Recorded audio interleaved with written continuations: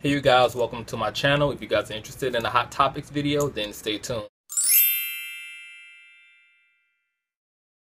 So first things first, this week's Supreme Queen's Court aired Monday, and we have a Supreme Queen's Court familiar, Miss Shekinah Joe is back in the building. Shekinah, it was good to see her again. The chemistry was dope as always. We know Shekinah is very domineering, very loud, very opinionated. I really enjoy her because she's honest, she's vocal, and she's herself. I actually genuinely laughed a lot through this show as well. I think the jury, adding the jury in with the co-host is a great addition to keeping up the energy and the narrative and the dialogues that are going on at the bench. No technical difficulties this week.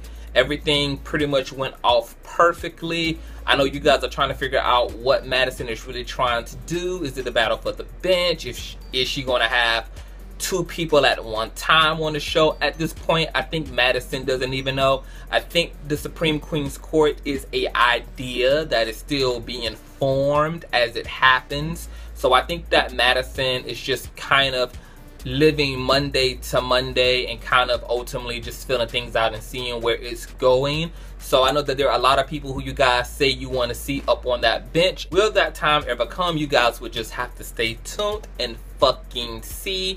I should just continue to be supportive of the show. Roseanne, the TV show, made its exit faster than it came through the fucking front door. Roseanne's racist ass tweets caught up to her at the prime of her life and shut her the fuck down, because that's how karma works. You guys always think that karma is going to happen immediately. No, it's not.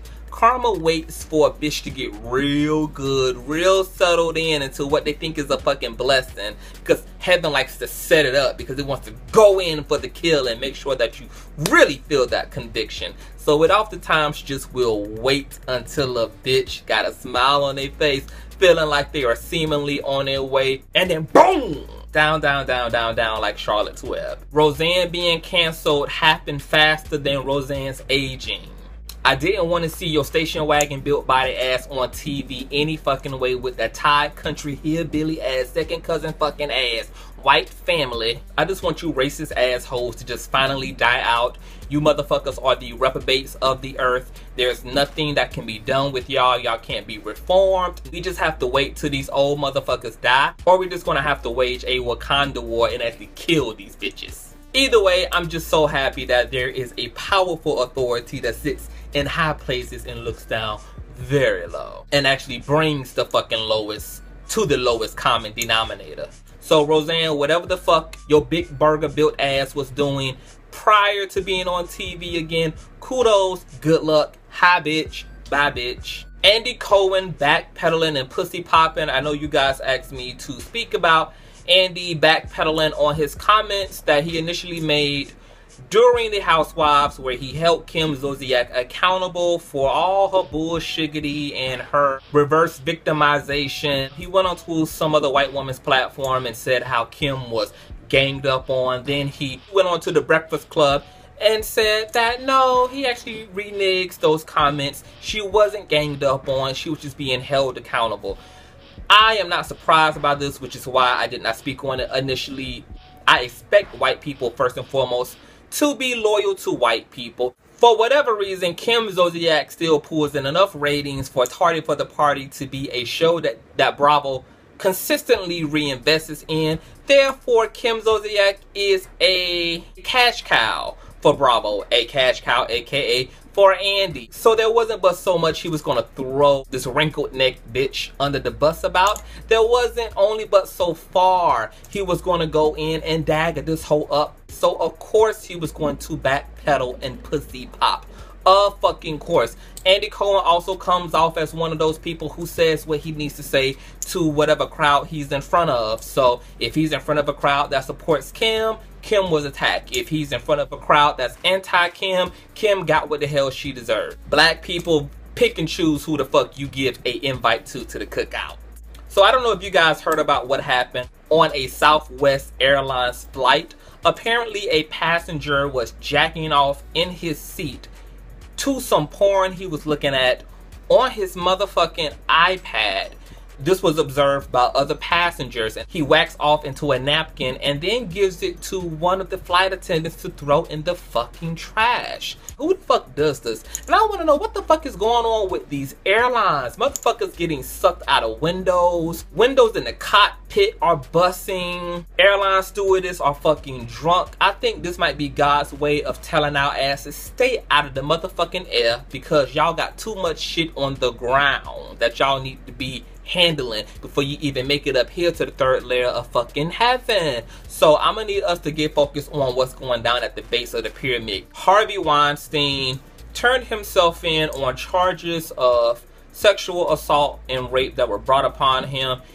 He was released on a $1 million bail, which he did put up in cash, and now he's back fucking free until July the 30th, where I guess trial and court and all of that shit will begin as the investigation furthers.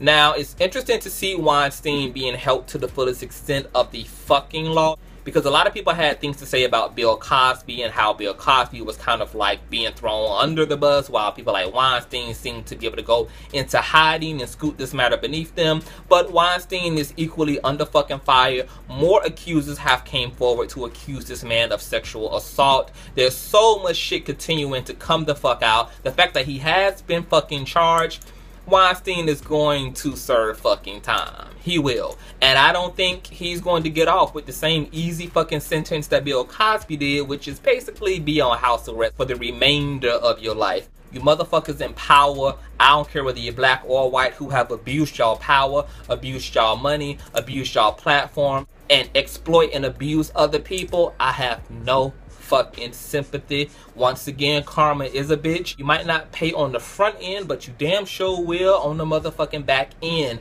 You will get your karma at one point or another in your life experience, and that's what all these movements are showing us. Morgan Freeman recently was accused of sexual harassment and assault.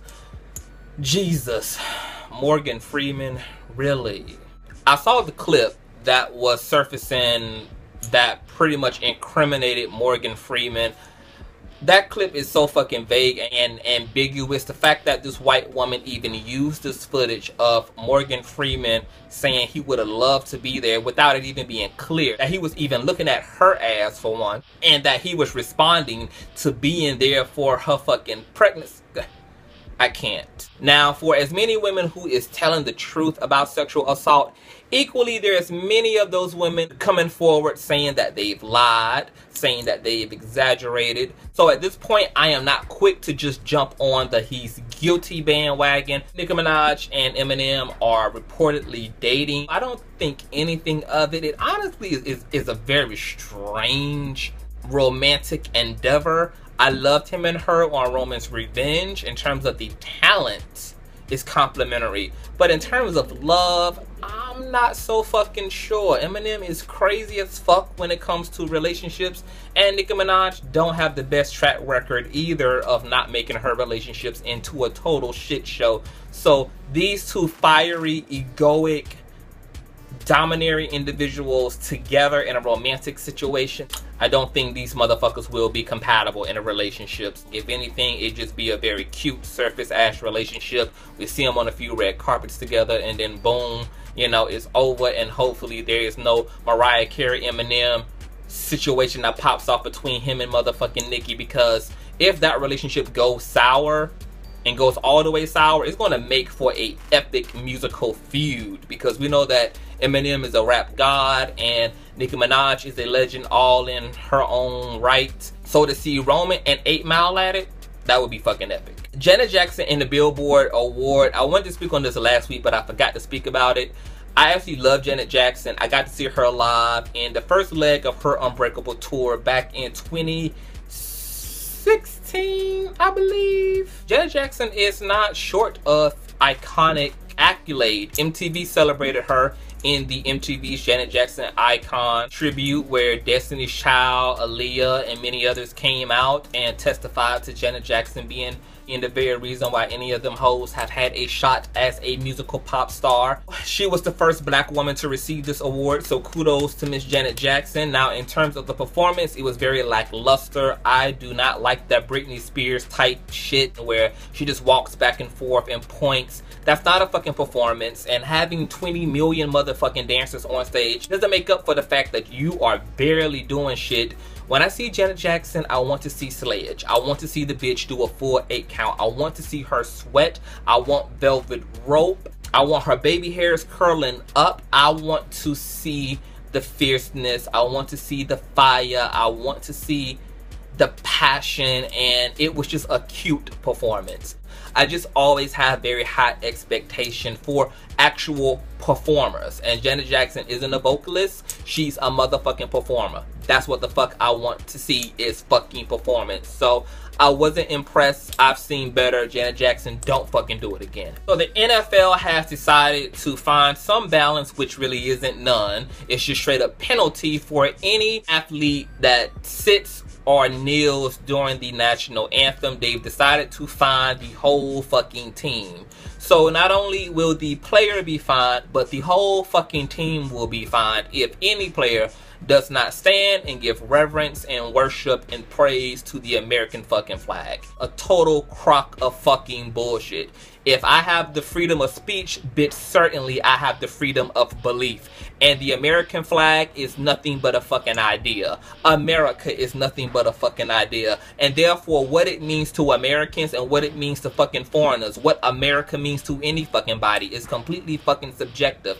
And as a black minority person in this fucking country, to expect any of us to want to stand in honor of a symbol that does not acknowledge the intrinsic value that black African people have in this fucking country is absolutely absurd and fucking ridiculous. So the NFL can kiss my motherfucking ass. I'm not even a sports person to begin with. I don't watch basketball, football, soccer, baseball, ice skating. I don't watch none of that shit. But I just feel like, what are you trying to accomplish? You're really going to penalize people for what's in fact a belief? The American flag is a symbol, is an idea, is a ideology. And you're gonna fine people for not adhering to the flag the way that you think they should. I mean, what are you bitches getting us really ready for? The mark of the fucking beast, bitch? The fact that anybody won't even kneel to the flag but is still indeed a American citizen should relinquish any fucking penalty for not standing to the flag. What the fuck does it mean for me not to stand to the fucking flag, bitch? I still pay taxes. Them coins still come out of my motherfucking check. The fact that you motherfuckers are really trying to force the hands of people over a fucking idea is exactly what the fuck it is. And I think that we should be fucking outraged. The players all around as a collective we have to stand in agreement for, in order to really sell the point home that they have a right to kneel, they have a right to fucking sit, they have a right to talk against the government, they have the right to talk against injustice, and that if the NFL is going to try to force their hands as if this is some fucking plantation slave trade, then they won't have to worry about an NFL existing at fucking all, because there will be nobody to play in that motherfucker. America seizes the children of immigrants who try to illegally cross the border as a way to discourage the illegal crossing of the fucking border. Now, apparently in 2017, up to 40,000 immigrant children have been lost to the system. These immigrants' children are just lost in the American sauce somewhere out there. They're with somebody, some family, some sponsors, some agency, some persons. There's no information about where the kids end up, who the fuck they're with, what city and state they're in, if they even still have their fucking legal names, if they've been legally fucking adopted. America have just lost the paperwork on these kids. Now, I think this is absolutely fucking absurd. Now, I understand that law is fucking law. You know, and I'm not encouraging the breaking of the law, even though I completely understand why immigrants are trying to illegally cross into our fucking country, because something does have to be said about suffering, struggle, and poverty. And so it's unrealistic to expect any civilian to be able to become complacent and at peace in a state of suffering and poverty, especially civilians who have fucking kids. So that means that these conditions are no longer just about them. This is about the well-being of their kids, of their wives, of their fucking children. And so there's going to have to be some middle ground in terms of our politics and our laws as it relates to immigration. Now, as far as I'm concerned, bitch, I think that America should just open up the goddamn gates to anybody who wants to fucking be here.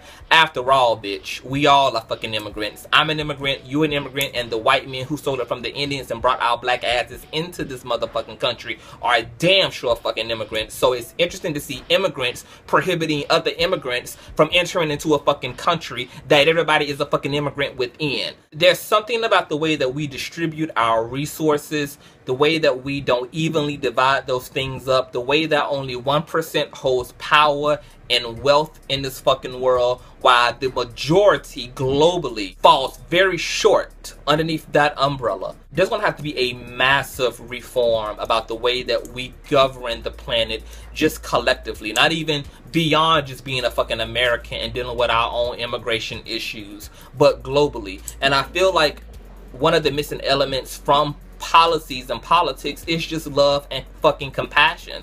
And for some reason our government doesn't want to adopt love and compassion, and that's probably because if they did, they would realize that there are luxuries and privileges and sacrifices that we all will have to make in order to support what's in the best interest of every fucking one. And because of capitalism and because of fucking egotism, nobody really wants to give up any of their own luxury, even if it's in the best interest of the majority. So because we have these very strong identities and individuality, I can't honestly see us moving in love and reforming the world from that perspective, but that is what the fuck is going to be required. It's going to have to get back to that age-old corny thing called fucking love. And we just won't be able to build the right policies, the right logistics, the right laws, create the right boundaries, and have sufficient and effective remedies if we keep love out of the conversation as it pertains to world affairs, as it pertains to national fucking affairs. We just won't be able to do it. And unfortunately, as much of this country is a Christian country, but yet our laws are very atheist. Our laws negate and abandon the very virtues that we all subscribe to as believers. And I say believers, I mean not just Christian, Muslim, New Age, pagan, whatever the fuck you are.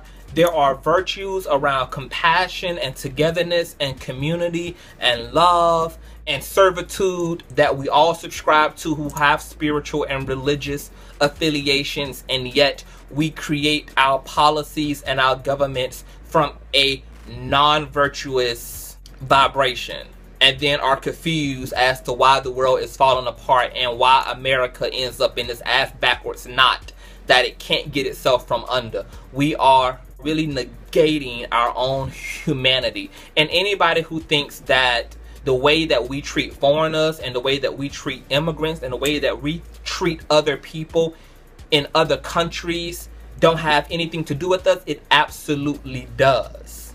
Because not giving a damn about who's starving, not giving a damn about the homeless, not giving a damn about the disenfranchised, not giving a fuck about those who do not have water and do not have food and do not have the bare essentials to life speaks volumes about your fucking humanity. The fact that you walk around in your little bubble with your little iPhone that a bunch of fucking children are slaving over producing in some war-torn country for 50 fucking cents a day, and you pay $800 to $1,000 for the fucking phone that was made almost free of fucking charge by some underage kid. It's fucking crazy. And the fact that this idea of individualism and capitalism and all this fucking value we give to the material world in such a way that it begins to really rid us of a fucking soul is a personal revelation that we're all going to have to confront this ugly truth about ourselves. That our personal luxury and comfortability is more important than what's best for the fucking collective. So I, at this point, don't care about what luxury of mine is removed. I am willing to dissolve myself of certain luxuries as an American if it means creating policies that stretch the resources, that extend the resources and the equality to all people. If in any way this utopian idea and the laws and the way that power and resources would have to be distributed would interfere in my reality, I'm willing to take that interference. I'm willing to take whatever inconvenience comes from that, because it's not just about me. Life is just not about me. These people are people. These people are fucking humans. And that has to be the priority and the value beyond my own selfishness, beyond my own personal wants. I don't know if we're closer to that, or if we're falling away from that, or where we are on the scale with that, but we're going to have to find a new way to politic. That's for a damn show. Fuck Donald Trump. Fuck the government as it is. Fuck America as it is. Fuck the world as it is. I have no stake in any world, in any reality that dehumanizes human beings and that treats us like fucking cattle and products on a shelf.